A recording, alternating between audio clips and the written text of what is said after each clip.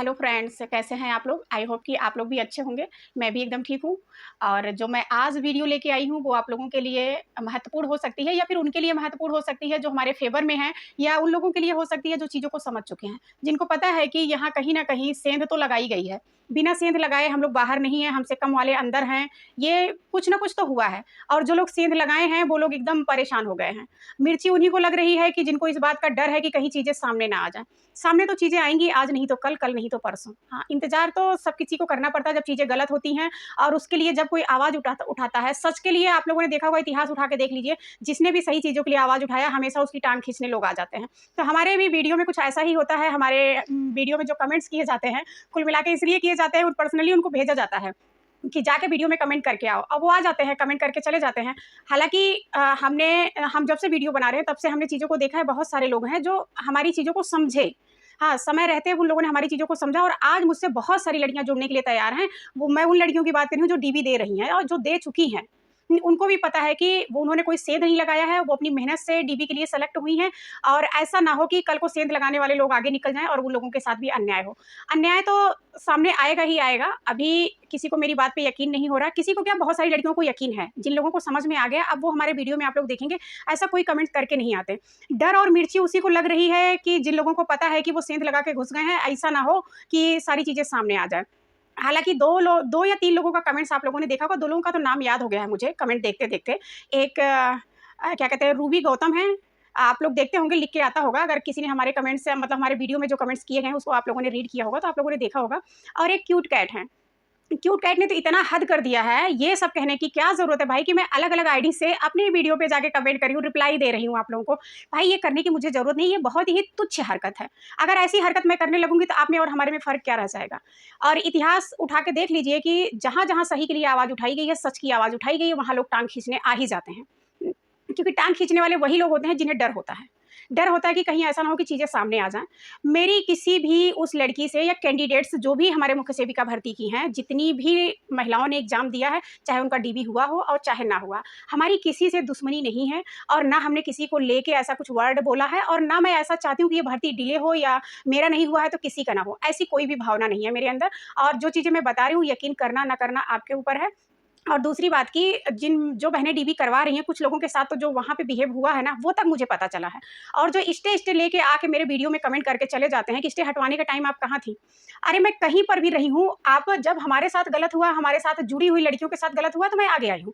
तब कोई भी चीज़ ऐसी गलत नहीं हो रही थी, क्योंकि गवर्नमेंट ऑलरेडी लड़ रही थी, और अगर आप लोगों में इतना दम था तो आप लोग 126 सीट लेके आते। ये 126 सीट फ्रेश है, ठीक है? ये हमारी फ्रेश भर्ती है, इसमें ऐसा कोई प्रावधान नहीं है कि इसमें क्या कहते हैं, प्रमोट वाली लड़कियाँ ली जाएँ, या जो जॉब कर रही हैं प्रमोशन के तौर पे उनको इसमें से सीटें मिले, ऐसा कोई भी प्रावधान नहीं है। आप लोगों में इतना दम था, आप लोग स्टे हटवा के ले आए, तो आप 126 सीट लेके आते। आज मैं भी नतमस्तक होती कि आप लोगों ने बहुत बड़ा काम किया। स्टे हटवाने के नाम पे मैं नहीं जानती हूँ कितना सही है, कितना गलत है। 60-60, 70-70 लड़कियाँ इन लोगों के ग्रुप में जुड़ी थी। जब पैसे की ज़रूरत होती थी तो ये लोग कॉल कर देते थे कि इतना पैसा दीजिए, आज ये डेट लगी है, स्टे हट जाएगा, हट जाएगा। एक-एक लड़की ने 5-5, 6-6 हज़ार तक रुपए दिए हैं। जिससे जितना ये लोग ले पाए हैं, 1000, 2000, 4000, 5000, 6000 पैसा लिया गया है। हाँ। और बहस किसने किया? सरकारी एडवोकेट ने किया। हाँ, और आप लोग सरकारी एडवोकेट को जाके पैसा दे आए। और कुछ तो इतनी भोली-भाली लड़कियाँ हैं जिन्होंने अब मुझसे जाके कॉन्टैक्ट किया। हमने कहा बहन कम से कम जाके पता तो करती कि वहाँ प्रोसेस क्या चल रहा है। स्टे हटवाने के नाम पे आपने एक ठो नाम के लिए प्राइवेट एडवोकेट कर दिया, और स्टे हटा कैसे, ये चीज़ें तो समझ लेते। स्टे तो ये तो कभी भी हो सकता था, 126 सीट होल्ड करिए, बाकी को रिलीज़ करिए, ये तो कभी भी हो सकता था। और किसी अलग ने जाके नहीं करवाया। इतने सारे पैसे आप लोग खुद जोड़ सकते हैं, कितने पैसे लिए होंगे इन लोगों ने, और कितना एडवोकेट को दिए हैं। अगर इतनी मेरी बातें कड़वी लगेगी जिन लोगों को, और जो लोग मेरे ऊपर ब्लेम लगा रहे हैं कि चंदा इकट्ठा करके ऑपरेशन करवा रही हूँ, चंदा इकट्ठा करके माइक ले रही हूँ, रिंग लाइट ले रही हूँ, क्या-क्या नहीं बोल रहे हैं। आप लोगों ने अब तो इतनी आप लोगों ने पता कर लिया होगा कि मैं किस बैकग्राउंड से हूँ, कहाँ से हूँ। ये छोटी-छोटी चीज़ें हैं, 1000, 2000, 20,000, 50,000 मेरे लिए कितना मैटर रखता है, आप लोग अच्छे से जानते होंगे। और मैं यहाँ कोई घमंड दिखाए, हाँ, घमंड को लेके भी हमें कमेंट किया जाता है कि इतनी घमंडी हो अपने पापा के ऊपर या हस्बैंड के ऊपर। तो मैं बताऊँ कि सारी चीज़ों को मैंने भी लाइफ़ में फेस किया है, और यहाँ वो चीज़ें कहना उचित नहीं है। और ऐसा नहीं कि मैं लोगों के दुःख दर्द नहीं समझती हूँ, लोगों की भावनाओं की कदर नहीं करती हूँ। ऐसा नहीं कि इतने हाई-फाई बैकग्राउंड में मैं अचानक से आ गई। हाँ, मैं भी बहुत छोटी थी, 1 या 2 में पढ़ती थी, तो हमारे यहाँ भी ऐसा बैकग्राउंड नहीं था। पूरे गाँव में हमारे पापा ही इतने बड़े अधिकारी हैं। गाँव क्या, आस-पास के सारे गाँव आप सर्च कर लेंगे ना, कोई भी इतना बड़ा अधिकारी नहीं बन पाया जब मेरे पापा हो गए थे। तो हमें कोई घमंड नहीं आया, वो चीज़ें हम ऑलरेडी लाइफ़ में देख चुके थे कि गाँव में भी लोग कैसे रहते हैं और एक-एक चीज़, कभी अच्छा खाना खाना हो तो सोचना पड़ता था कि हाँ, आज ये चीज़ बनेगा, हाँ, और निमंत्रण होता, आज के निमंत्रण कोई मैटर ही नहीं करता कि वहाँ हमें क्या खाने को मिलेगा, क्या नहीं खाने को मिलेगा, हाँ। पहले मैटर करता था कि अरे शादी है या कोई फंक्शन है, बढ़िया-बढ़िया चीज़ मिलेगा। तब की मैं बता रही हूँ जब मैं 1 या 2 में पढ़ती थी। आज भी मुझे वो चीज़ें याद है, गाँव की लाइफ़ वो याद है, आस-पास के लोग याद हैं। उसके बाद जब मैं अचानक से हमारी लाइफ़ में सारी चीज़ें बदली, तब भी मैं बहुत छोटी थी, 4 या 5 में पढ़ती थी। सारी चीज़ें बदलने के बाद, तब भी मुझे कोई घमंड नहीं है। अचानक से कहते हैं ना कि किसी के पास कुछ भी ना हो, सिर्फ़ हालाँकि मेरे ननिहाल के साइड से कोई दिक्कत नहीं थी क्योंकि हमारे नाना कलकत्ता में बहुत बड़े कंपनी में जॉब करते थे, तो हर साल हम लोगों के लिए वहाँ से पैसा, खाने-पीने के सामान, कपड़े, साबुन, जितनी भी ज़रूरत के सामान, वो सारी की सारी चीज़ें हमारे घर आ जाती थी। तो इतना गाँव में भी फेस नहीं करना पड़ा था। हाँ, जो हमारे पापा हैं, 5 भाई हैं, तो सारे के सारे लोग गाँव में रहते थे। पापा और मेरे चाचा ही इलाहाबाद में तैयारी करते थे। बाकी सब लोग खेती से रिलेटेड हैं। हाँ, खेती है हमारे यहाँ, ऐसा नहीं है, काफ़ी खेती है और ज़मीन भी बहुत अच्छी है। तो लेकिन आप लोग समझ सकते हैं कि एक घर में जब जनसंख्या इतनी ज़्यादा हो, 9-9 10-10 लोग पढ़ने वाले हों, तो उनके लिए सारी चीज़ें मुहैया कराना गाँव के लेवल पे तो मुश्किल होता था, हाँ। और भी चीज़ें देखनी है आपको, फंक्शन, शादी-ब्याह सब उसी खेती से करना है। तो चीज़ें मैंने भी फेस किया है, तो मुझे आके कोई ये घमंडी और ये सब चीज़ें ना बोले कि मैं लाइफ़ के बारे में जानती नहीं हूँ। मुझे लोगों का दुःख-दर्द, लोगों की भावनाओं की कद्र नहीं है, तो मुझे भी बहन कद्र है। हर उस इंसान की कद्र है और मैं बिल्कुल नहीं चाहती हूँ कि भर्ती डिले हो। मैं अपने साइड से कोई डिले नहीं कर रही हूँ। आप ही लोग बताइए कि जो पिछली डेट लगी थी, उस दिन इंस्ट्रक्शंस जितने भी यूपी ट्रिपल एससी से मँगाए गए थे, वो शायद कंप्लीट हो जाते। शायद क्या 100% कंप्लीट हो जाते अगर जज साहब टाइमली बैठे होते। 2 बजे के बाद बैठे हैं, तो चीज़ें क्लियर नहीं हो पाई और उसके पहले जो हियरिंग थी, आप लोग खुद जानते हैं कि आप लोग अगर जानते हैं तो पता भी कर लीजिए, सिद्धार्थ सहगल जी जो यूपी ट्रिपल एससी के एडवोकेट हैं, वो नहीं आए कोर्ट। तो कोर्ट नहीं आए और उसके पहले उन्होंने 1 हफ्ते का समय माँग लिया। तो चीज़ें अभी तक लीगली चलती रही जैसी चलनी थी। अब आगे आप लोग देखिएगा क्या चीज़ें होंगी, क्या नहीं होगी। बहनों जो मुझसे जुड़ी हैं, जो चीज़ों को समझ पा रही हैं, जिनको पता है कि यहाँ सेंध लगाई गई है, बिना सेंध लगाए ये चीज़ें नहीं हुई हैं। बस उस चीज़ों को सामने आने में समय लग रहा है। मेरी भी सर्चिंग में चीज़ें जारी हैं और मैंने तो ये तक चीज़ें पता कर ली कि ग्रुप कैसे-कैसे बनाए गए थे, कैसे-कैसे लोगों को हड़काया गया है, क्या-क्या बोला गया है ग्रुप में। तो उन्हें ये लग रहा है कि उन्हीं के अकॉर्डिंग सब लोग चलेंगे जिन्होंने ये सब चीज़ें की हैं, तो ऐसा बिल्कुल नहीं है। ये मेरी आज की जो वीडियो है सिर्फ़ क्या कहते हैं, लोगों को बताने के लिए है, सिर्फ़ इसलिए है कि आप लोग भी अंदाज़ा लगा लें कि क्या चीज़ें हो रही हैं, क्या नहीं हो रही। बहनों, मैं आप ही लोगों से पूछना चाहती हूँ, अगर ये भर्ती पारदर्शी तरीके से होती, तो जो लड़कियाँ भी कट ऑफ के ऊपर हैं, क्या वो बाहर होती? और ये कैसा नॉर्मलाइज़ेशन है, ये चीज़ आप लोग समझ नहीं पा रहे। अगर नॉर्मलाइज़ेशन है, तो सबके ऊपर वो चीज़ें लागू होंगी ना, कि जो लोग बाहर हैं, उनके ऊपर लागू नहीं है, जो लोग अंदर हैं, सिर्फ़ उन्हीं के ऊपर लागू है। उनका कैसा भी बढ़ा-घटा के ले लिया गया है। आप लोगों को इतनी छोटी-सी चीज़ समझ में क्यों नहीं आ रही है? क्यों आप लोग जानबूझ के ऐसे कमेंट करती हैं कि मुझे हर्ट हो? मुझे हर्ट क होगा नहीं और हर्ट कर भी लेंगी, तो उससे कुछ भी नहीं होने वाला है। और ना कोई केस वापस हो जाएगा, कुछ भी नहीं होगा। मैंने जैसा कि पहले भी कहा था, यहाँ चीज़ें सॉल्व नहीं होंगी तो हम सुप्रीम कोर्ट जाएँगे, ये मैं इसके पहले भी वीडियो में बोली हूँ, आज भी बोल रही हूँ।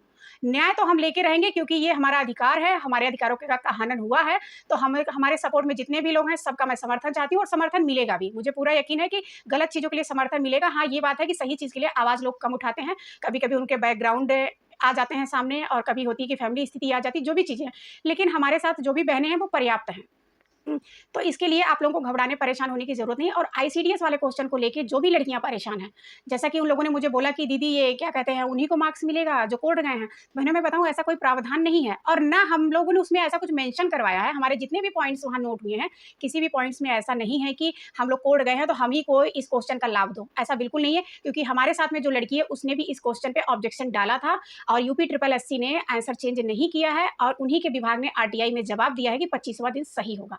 और किसी को गुमराह होने की ज़रूरत नहीं है। यहाँ मैं चीज़ें स्पष्ट कर दूँ कि उन्हीं के विभाग ने 25वें दिन को सही माना है और यूपी ट्रिपल एससी ने अपने आंसर की में 5वां दिन सही माना है।